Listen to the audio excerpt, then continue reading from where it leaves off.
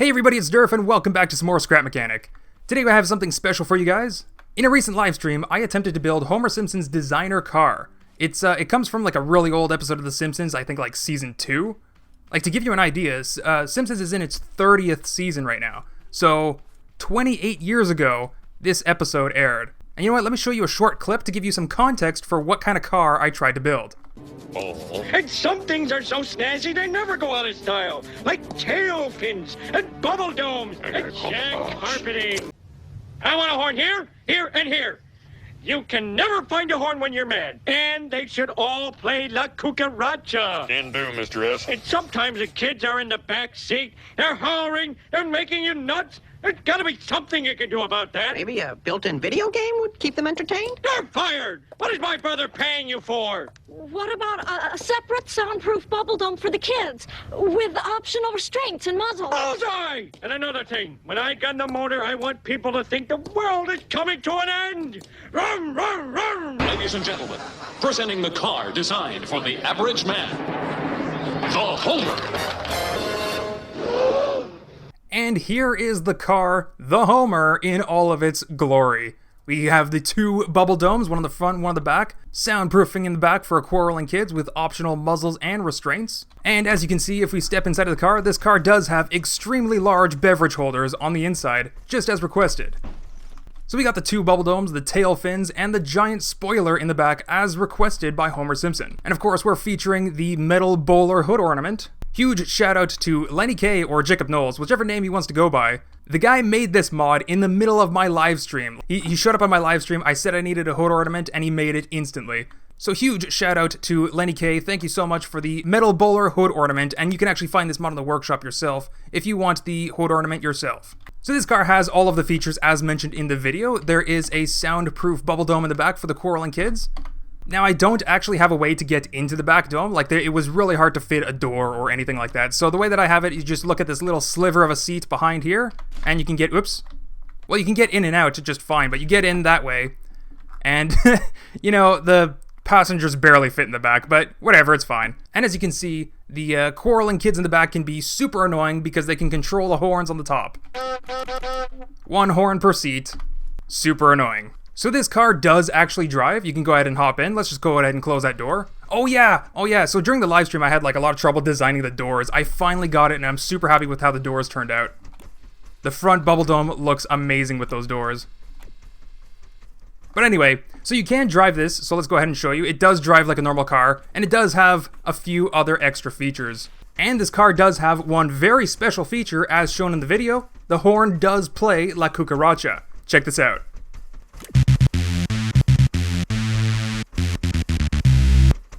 Isn't that awesome? I am so happy with how that turned out. I have a huge smile on my face right now. That horn is just too amusing. I mean, it's not even that great of a horn, but it's fun. It's fun to see that in Scrap Mechanic. So, aside from this just being like a very visual build, I'm using a lot of mod pack polygons, some mod pack parts, and of course the metal bowling hood ornament, some Lord Payne parts for the horns and the mirrors, I think.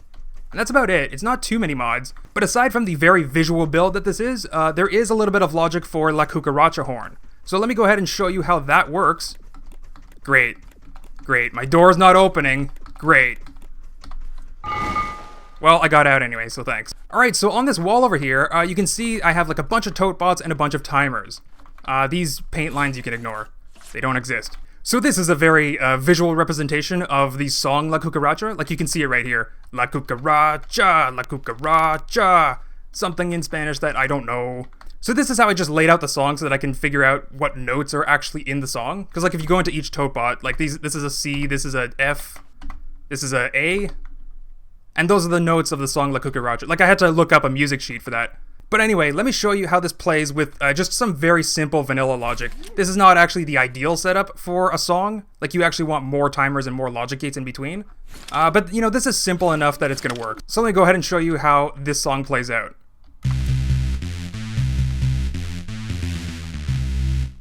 And so that's La Cucaracha tune that I wanted to put inside the Homer.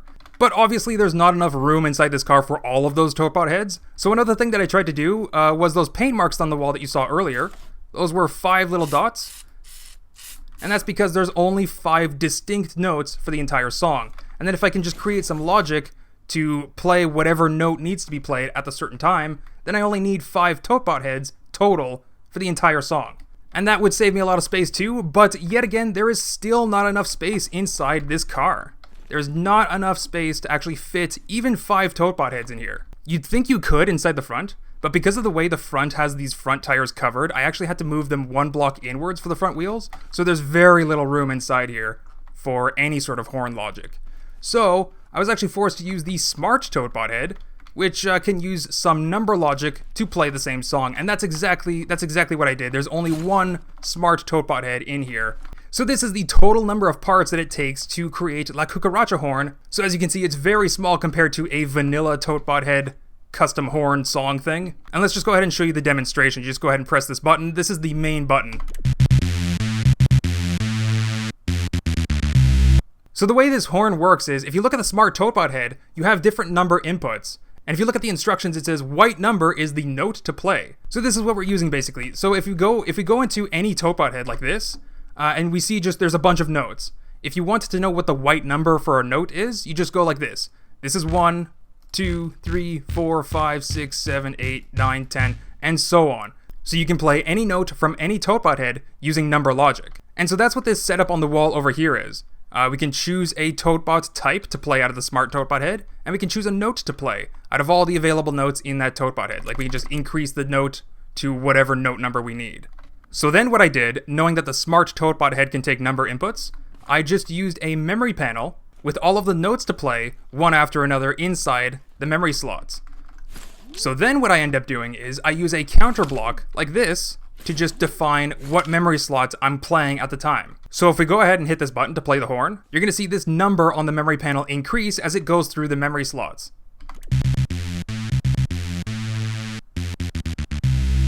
And there you can see there's like about 160 memory slots filled with the note information. So that's like the very, very basics of how to set up a digital song using the smart ToteBot. All of this logic here, though, is the playing logic. So I wanted just a single button to activate the horn, which isn't such a big deal, but I also wanted to give the players the ability to spam the horn, like start it over and over repeatedly. And that's this.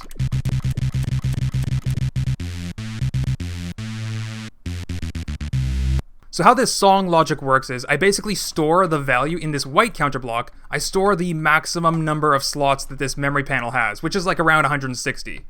For the entire song, it's like 160 slots. So then I just use this math block comparison to see which current slot we're at, if we are less than 160 or over 160. And this tells the logic if we're playing the song or if we're done playing the song. So while we're playing, it'll just continue playing the song and continue incrementing this counter block to go to the next memory slot. So when we're done, this math block activates, which activates the logic gate, which activates the tick button, which resets the counter block back to 0. And so when we're done playing the song, it resets the horn, ready to play it again. Now the rest of these logic gates up here are just to handle the spamming of the button. So something I forgot to mention is that this ToteBot head by default is playing the sound of the dance-based ToteBot head.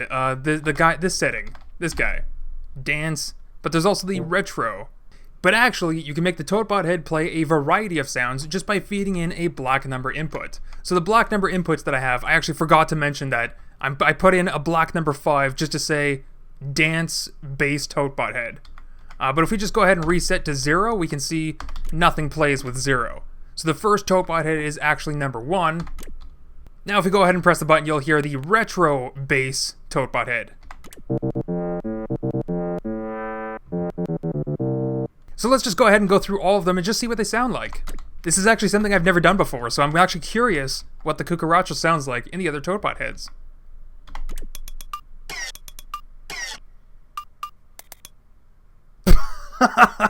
Wow, that's actually amazing for a percussion ToteBot head. That's actually amazing how similar it sounded to the Cucaracha.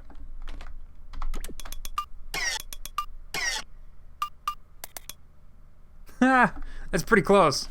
All right, so let's go to the third one.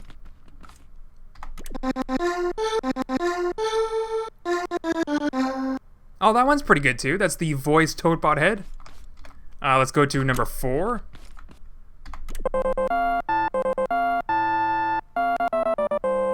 Yeah, that's not too bad either. And number 5 was the bass, the dance bass.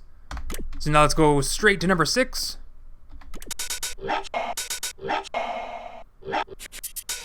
Wow, that was awesome! Oh my god, that was the best one yet!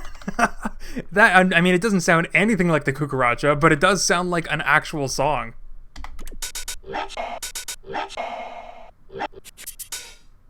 Oh, that is cool! So that's actually a huge advantage to having this smart ToteBot logic. You can just like switch the ToteBot type on demand with some number logic. That's so cool. Alright, number 7. Let's try number 7.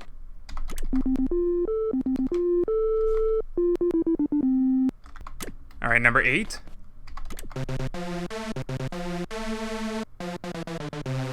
Hey, that one's pretty good. Let's go number 9.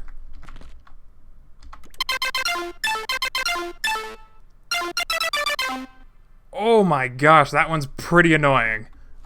Gotta say, if you want to annoy everyone around you, use that one. And number 10 should be the challenge ball sound.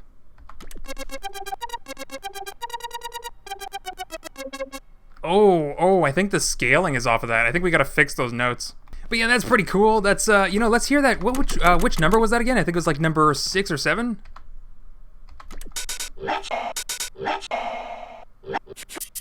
Yeah, that's so cool. Oh, that's fun. That's fun. So that's just the smart Cucaracha logic for you.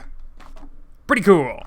So there's actually another super cool feature of the way this music player logic is set up. You can actually change the playback rate of the song. You can play it fast or you can play it slow. So how that works really depends on how the song was set up in the first place.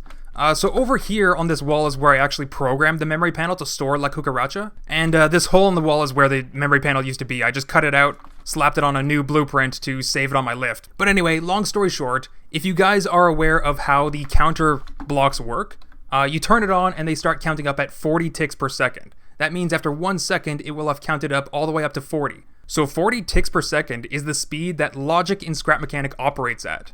Now, if you look at most music sheets, like to play on a piano, you'll see most of them are tuned for middle C and 4/4 timing. If you don't know what those terms mean, then don't worry about it. You don't need to be able to read music sheets to be able to program songs in Scrap Mechanic.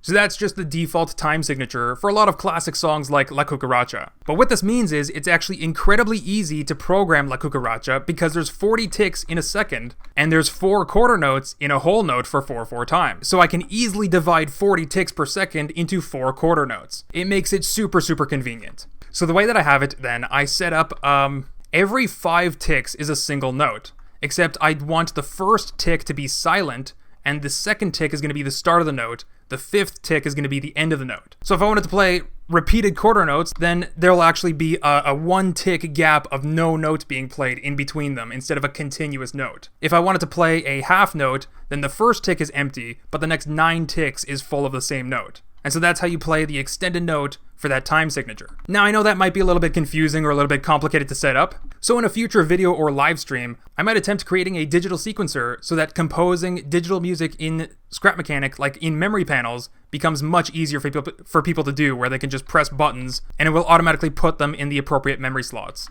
So you know now the note information is stored in memory slots, right? And the counter block just counts 40 ticks per second. So how do we actually change the playback speed? Well, if you notice here, I have a counter block going to a math block with the floor function. Whatever it is, it always rounds it down to the next whole number. And so what this allows us to do then is we can change the rate that this counter block counts up by using different colored logic gates. So by default, we're using a orange colored logic gate which counts up by 1 per tick. So once every tick, 40 ticks per second, that's the default play speed. That's 1 times. But let's go ahead and paint this logic gate light orange. That is 0.1. So this is immediately 10 times slower than the default speed. Let's go ahead and show you how that sounds.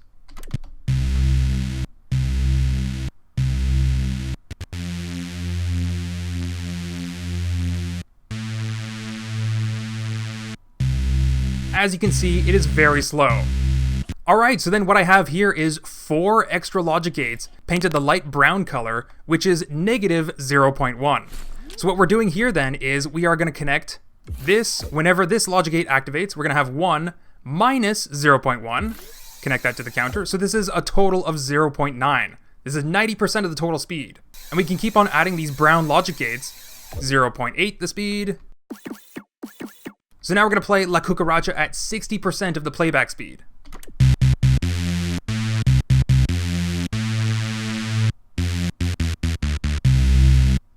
That was nice. So yeah, that wasn't too bad, and of course, if you really wanted to, let's just go ahead and show you, only 2 orange logic gates are connected right now. So we're gonna play this at twice the speed, 2 times as fast. This might not even work. Yeah, that didn't really work too well, because we just like rushed through that note information, and the smart Topot head, I don't think can handle that many tick information that quickly. So that's something to keep in mind, that the slot information doesn't actually matter. Like, there's actually another way to store song information entirely. I'm going to talk about that in my next stream, though. But anyway, we got a little bit distracted there with the logic. So that's actually what's inside the hood. You can actually take a sneak peek right in here. You can see the smart Topot head. And when we press that horn, we get the Cucaracha. So this was a pretty fun build. I'm super happy with how it turned out. And I even tried to get all the little details, like exactly how the side mirrors were, these little step ladders on the side. So I'm really happy with how this car turned out. I think it looks great. I had a lot of fun building it. And I was actually kind of surprised that this turned out to be a logical build. Initially when I started, I was just going for the looks. But you know what? I'm actually happy that I took the time to make La Cucaracha horn. That is really amusing to me, and you know, I tried to get it as accurate as possible to these Simpsons episodes. So hopefully you guys like it. I'm gonna go ahead and upload this to the workshop so you guys can check it out yourself. You can check out La Cucaracha horn. Of course, you guys let me know what you think down in the comments below, or if you would have done anything differently. Make sure you hit that like and subscribe button. It helps out my channel so much more than you know. And there's gonna be a link in the description so that you can download this creation and play with it in your own world. But that's all I got for you guys today. Hopefully you guys enjoyed, and I'll see you guys in the next one. Bye!